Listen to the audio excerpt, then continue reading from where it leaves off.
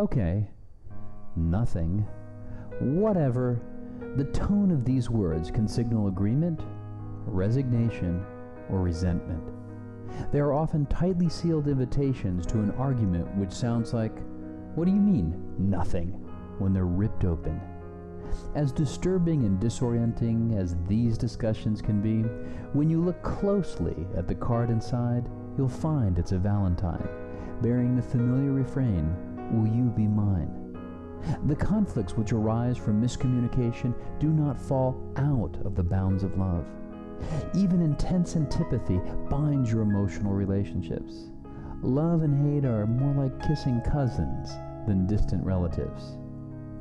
Indifference, just not caring at all, is the opposite of love. When you speak, indifference should be your greatest concern. To overcome apathy, you must invest love into yourself. Infuse love into your message and instill love into your listeners.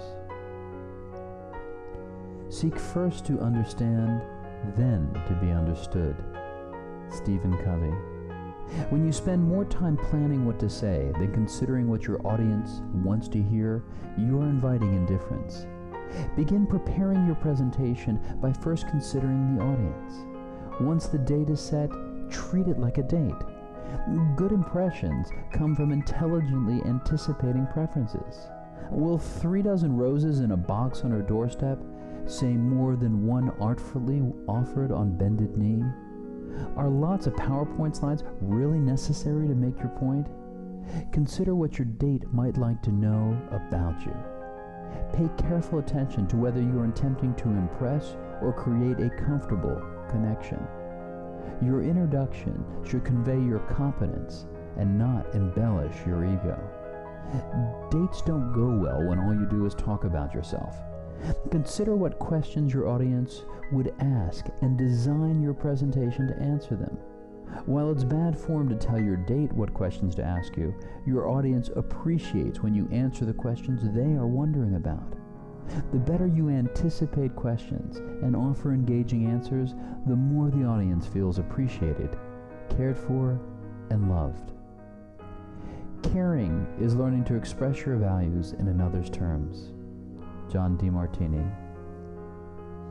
Your message is an expression of you, as it is expressed through you, but it is not all about you. To infuse your message with love, you conscientiously complete the phrase, "What this means to you is." Talking about your passion for sailing is boring until you say to your date, "What this means to you is that we can share sunset cruises and starry nights." The smoothest sailing messages float upon the words and images most near and dear to your listeners. Jesus didn't tell the fishermen of Galilee how to recruit people. He told them how to become fishermen of men. Whether or not you are divinely inspired, you can express your message with love by presenting it in the language your listeners know and love, theirs. You may doubt you have anything worth saying at all, let alone something you would love to share. Your self-worth shapes the worthiness of your message. Confidence is the outer expression of healthy self-love. Arrogance is fake confidence.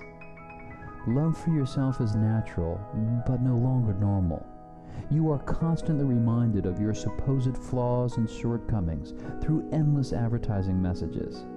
All these ads are designed to create and reinforce your insecurity.